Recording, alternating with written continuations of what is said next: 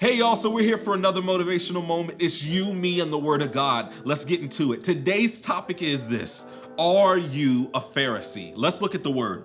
In Matthew chapter 23, verse 13, it says, "What sorrow awaits you, teachers of religious law, and you Pharisees." Let's stop there. In history, we see that Pharisees were known to be very hypocritical, very judgmental, and they wanted things to be the way that they wanted it. Does that sound like some things that are happening right now? Let's look back into the word.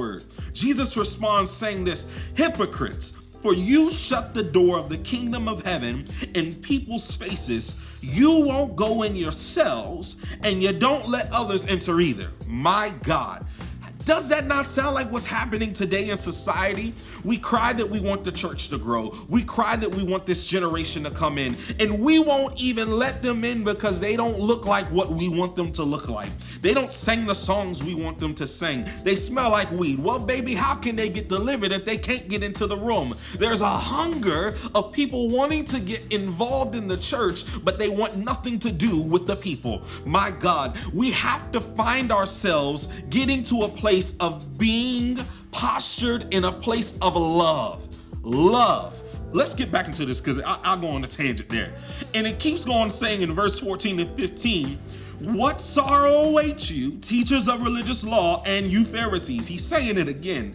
"Hypocrites, for you cross land and sea to make one convert, and then you turn that person into twice the child of hell you yourselves are." My God.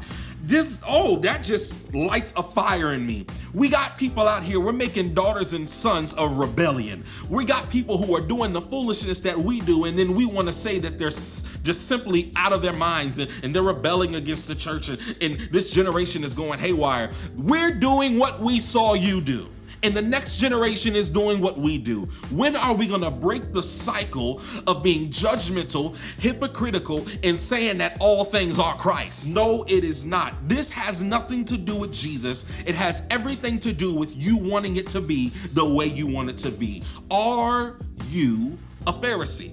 I want to break this thing down and ask you a few questions. If you say yes to this, maybe, I don't know. Maybe it's time to hit your face and get in prayer. Are you quick to ignore others' mistakes and even quicker to spot them, but don't see the ones in yourself? My God.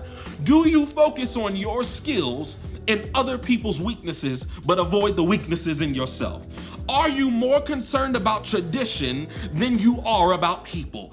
Do you find yourselves more committed to making sure everybody else is doing what you want them to do, and if they don't do it, they're considered to be rebellious or demonic? Everything is not Satan. Some things are simply just sin.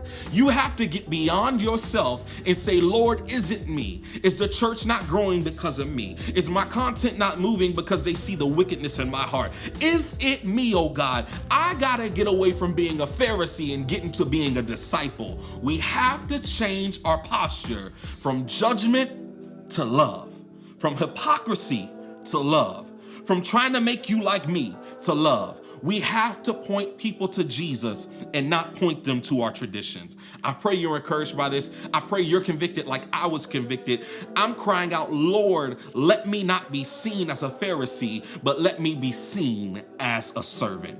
I'll catch you guys next week. Peace.